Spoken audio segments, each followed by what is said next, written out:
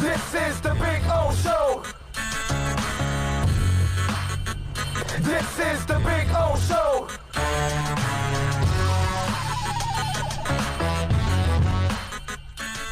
The NFL, since fans aren't going to be in the stands, they're going to allow teams to sell advertising in the lower bowl of the stadium.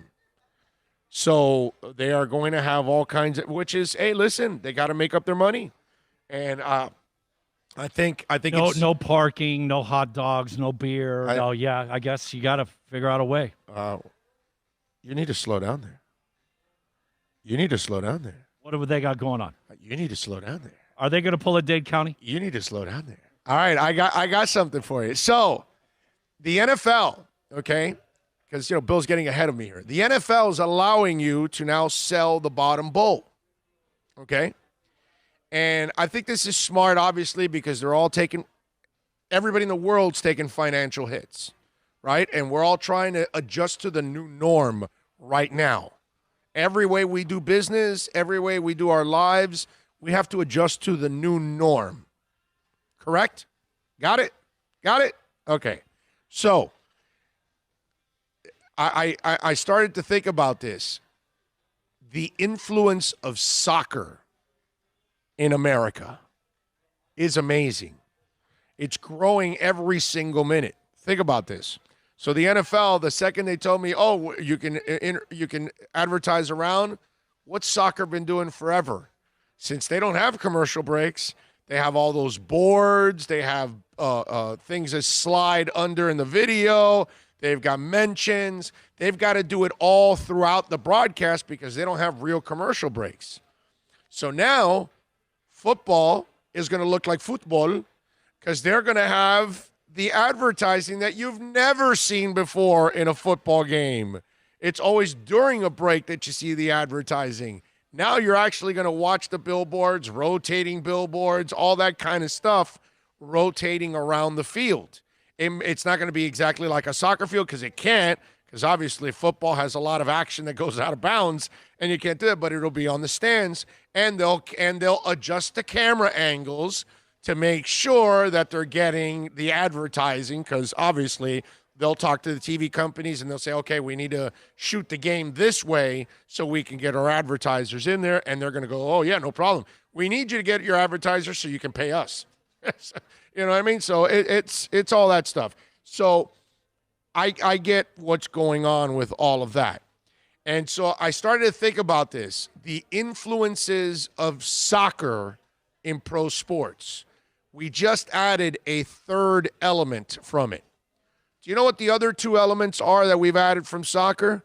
One is flopping, okay? Because obviously soccer created flopping. They are the grandfathers of flopping.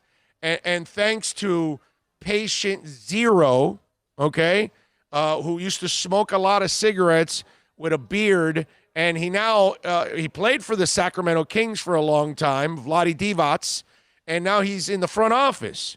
Blvd Divac is patient zero when it came to flopping. So he came from the European world where he grew up with soccer and flopping. He brought it to basketball. Now flopping is all over basketball. It's in football. It's in different places. Now flopping is a thing. So now we got the outside advertising. We got flopping. Can you come up with the third influence from soccer into American sports? Come on, Bill. Third influence from soccer into American sports. Come on.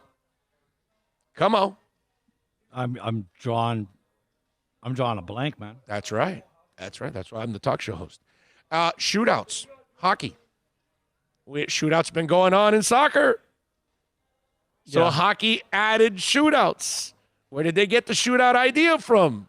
From soccer, of course, because they've been doing shootouts to settle their games in different leagues for many years now.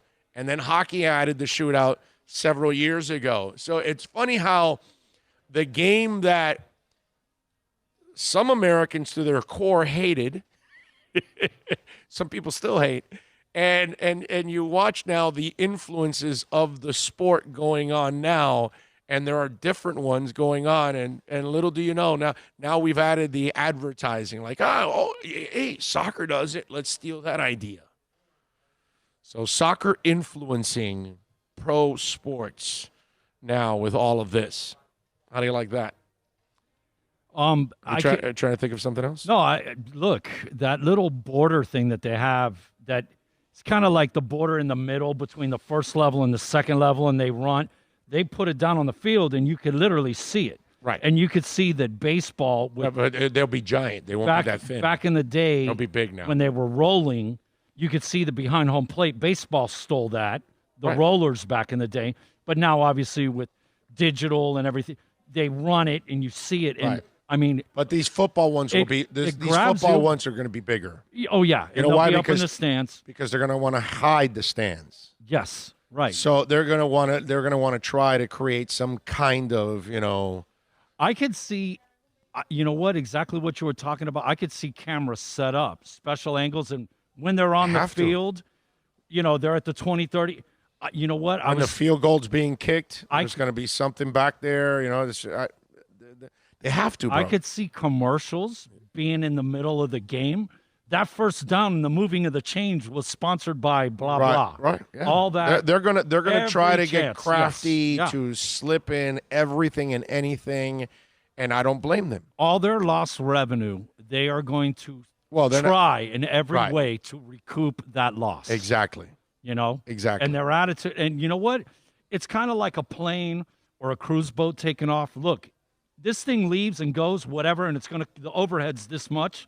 We might as well try to earn as much as we can. That's why they try to fill every seat and this and that.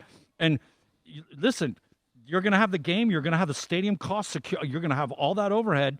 Wherever you can squeeze a dime out and make it, more power to you, man. Of course. They have to, man. Yeah. They have to. You have to. Yeah. They have no choice.